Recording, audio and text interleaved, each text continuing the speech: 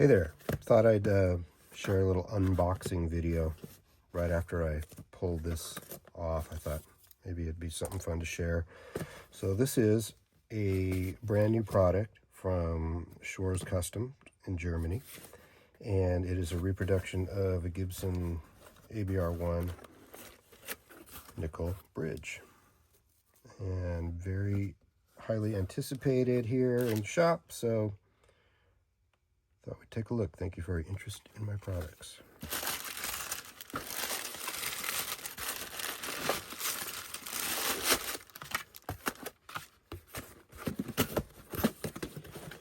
Beautiful.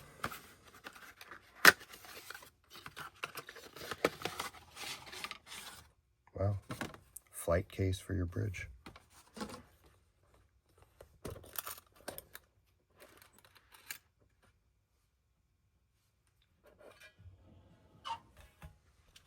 So this is a set of a bridge, studs, wheels, everything, tailpiece.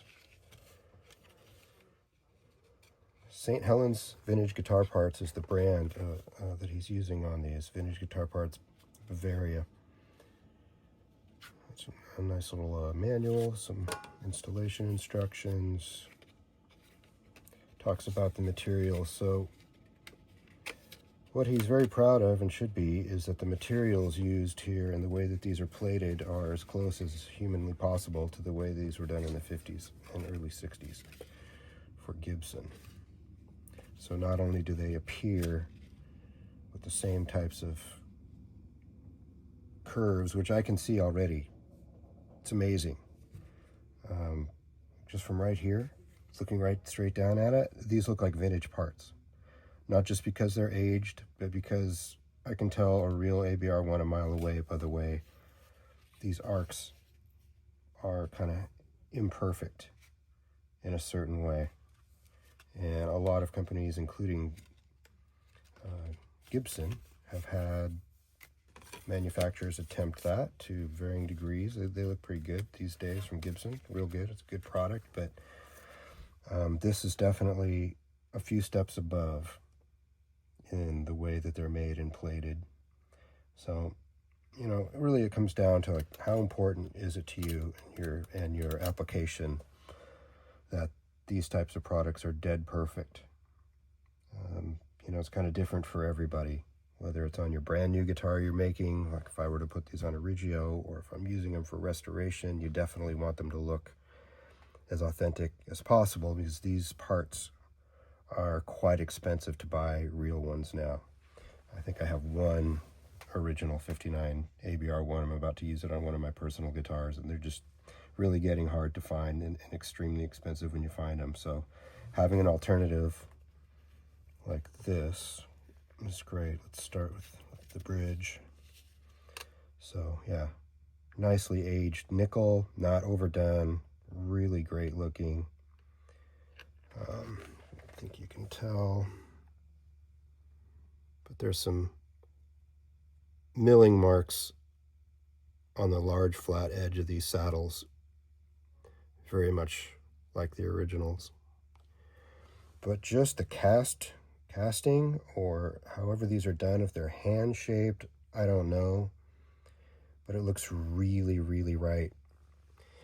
The other thing that I just really love is it's branded St. Helens. It's not trying to be a fake or a counterfeit part. So this would never be mistaken for a 50s part, even 50, 100 years from now.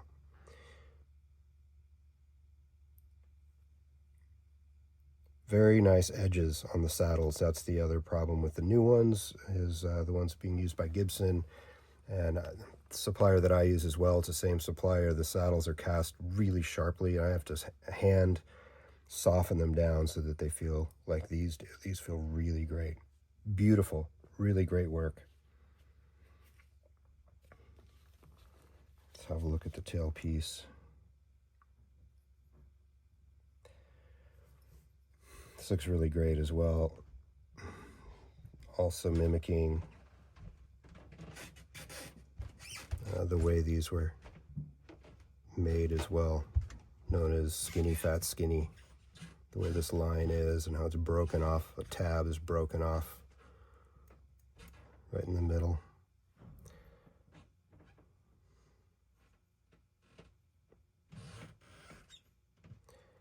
This is really good.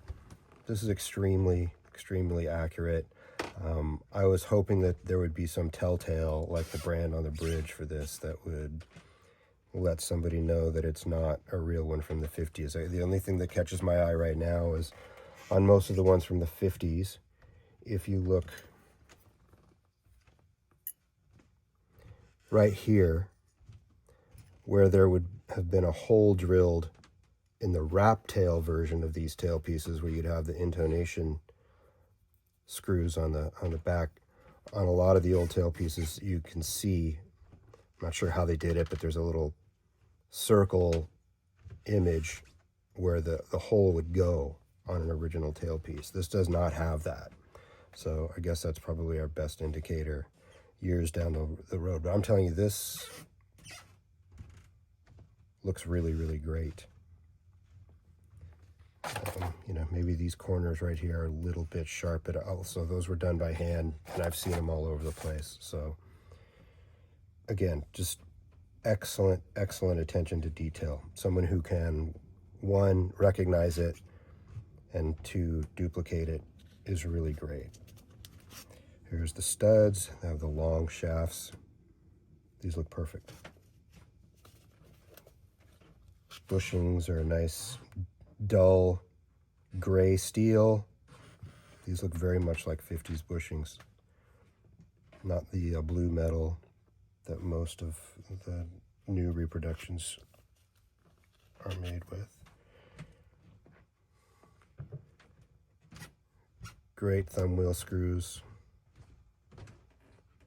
Brendan Day from Day Guitar Works also makes a really beautiful thumb wheel reproduction. It's very accurate. This looks very much like it. So nothing but good to say about this. Look into them. St. Helens Vintage Guitar Parts. You'll be happy with this stuff. About as good as I've seen. Thanks for watching. I just wanted to add real quick, this company has also developed and developing more compensated wrap tailpieces. So much like the Music City Bridge concept, the Mojo Axe concept, which are both great products. Sometimes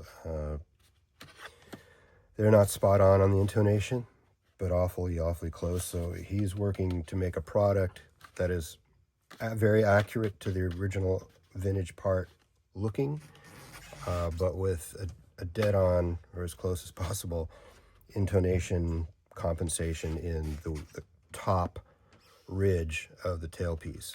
So I'll be seeing those soon to give them some feedback as to how close they are working for me. So I'll keep you posted on that.